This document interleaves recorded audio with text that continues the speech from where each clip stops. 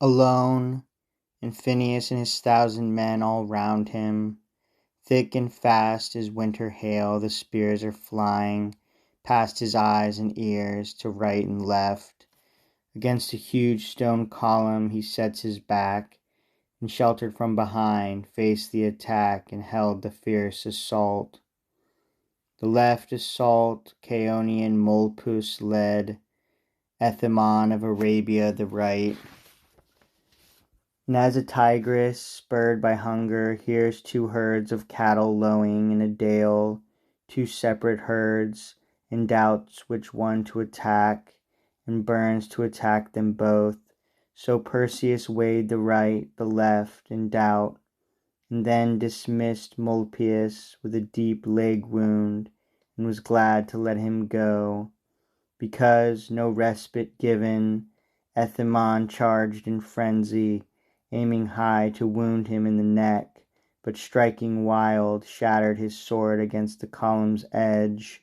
The leaping blade lodged in its owner's throat, yet not a blow of power enough to cause his death, but as he trembled, stretching out his empty hands for mercy, Perseus struck and thrust him through with Mercury's curved blade. Yet Perseus saw that valor could not vie with weight of numbers. You yourselves, he cried, compel me. I'll seek succor from my foe.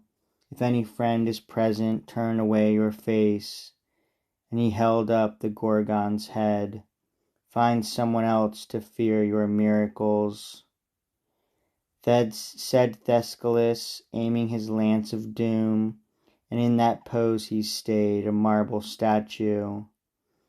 Next Ampyx lunged his sword at Perseus's heart, that great and valiant heart, and as he lunged, his hand, rigid, moved neither back nor forth.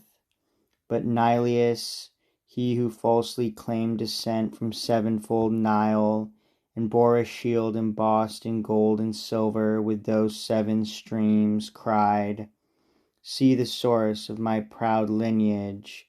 You'll get great solace in the silent shades to know you fell by my proud hand. His voice was cut off in mid-speech, his parted lips seemed to frame words, but never a word could pass. Then Eryx cursed them.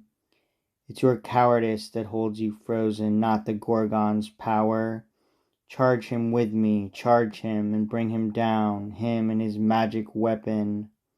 As he charged, the floor fastened his feet, and there he stayed, stock still, a man in armor turned to stone. These paid the proper price, but there was one, a warrior on Perseus' side, Aconteus, who fighting for his lord looked at the head, Medusa's head, and hardened into stone.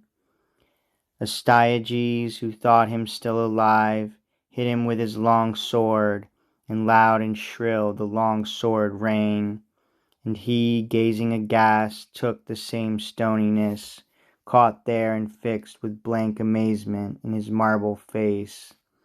To name the rank and file who fought and died would take too long. 200 still survived. 200 saw that head and turned to stone. Now Phineus rues his battle so unjust, at last. But what is he to do? He sees statues in many poses, knows they are his men, calls each by name and begs his aid. In disbelief he touched those nearest him. Marble they were. He turned away, his hands held abject in defeat, his arms outstretched sideways for mercy. You have won, he said. Put down your monstrous magic. Put it down, your Gorgon's head, whoever she may be, that makes men marble. Put it down, I beg. I fought you not because I hated you or wanted royal power. For my betrothed I battled. Time gave me the better claim, your merits, you. What I had given way, you, bravest of the brave, grant me but this, my life. The rest, let everything be yours. He dared not look at Perseus as he spoke. And Perseus answered, Cowardest of cowards, what I have power to grant, I grant, in the great guerdon to your craven soul. Fear not, no steel shall work your woe. Oh no, my gift shall be an everlasting monument. In Cepheus's palace men shall gaze at you forever, and my wife take comfort from the sight of her betrothed. And as he speaks, he thrusts the Gorgon's head in Phineus's face, his wincing face. Even then he tries to turn his eyes away, but now his neck is stiff, his moist eyes fixed and hard and stony. There, with frightened, pleading face and abject hands and cringing pose, the marble statue stands. Perseus returned in triumph with his wife to Argos, his ancestral city, there to champion and avenge his grandfather Acrisius. Despite his ill deserts, he challenged Proteus.